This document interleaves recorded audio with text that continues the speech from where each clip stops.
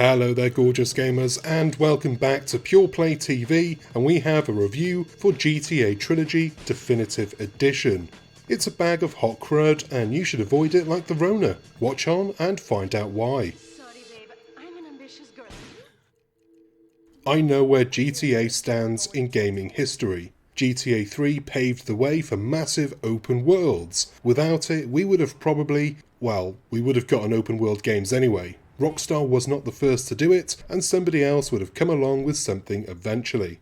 GTA 3, Vice City and San Andreas earned their places.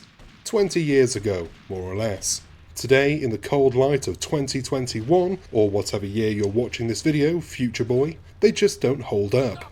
I'm gonna say it, GTA 3 and Vice City are downright awful to play these days. San Andreas kind of just about holds on, but it's by a fingernail grip. What this trilogy needed was not a facelift that looks like it was done by some random Russian YouTuber with access to all the mods. They needed a full-on remake from the ground up. The underlying systems have long been made redundant, and a few quality of life tweaks, like the weapon wheel or the GPS in the maps, doesn't change the fact that these games were designed and built for another time. Dragging them up into the present with a fresh coat of paint is like me dragging my dead granny from the grave, throwing on a bit of lipstick and a pretty dress, and then calling her a freshly born beauty. I'll be straight with you, I have barely touched GTA 3 and Vice City. They feel awful to play. Cumbersome and clunky in a way that was new and exciting when they released, but just plain bad in this day and age. We didn't know better back then. We didn't have anything to compare to. Now we do, and they just don't stack up. And I'm left wondering why Rockstar even bothered. Money. Money, that's it, money. San Andreas was a big leap forward with a massive map, an RPG-style character system, and a story that was surprisingly good.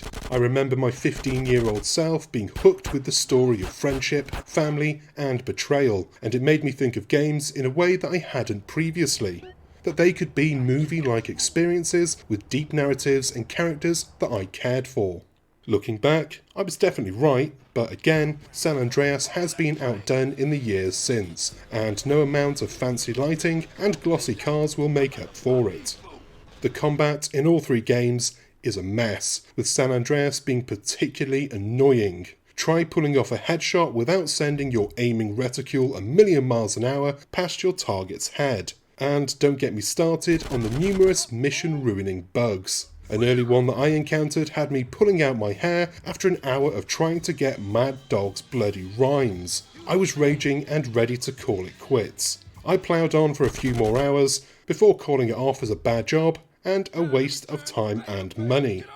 What you're getting in this package is a 3-game history lesson. Something to play to remind yourself why you haven't hooked up the OG Xbox or the PS2 for 15 years. Sure, they look nicer than they ever did, but there are also plenty of bugs that drag the experience down, like the magically appearing enemies in San Andreas, or the weird visual anomalies that make character models look like they were sculpted by a monkey with a laptop.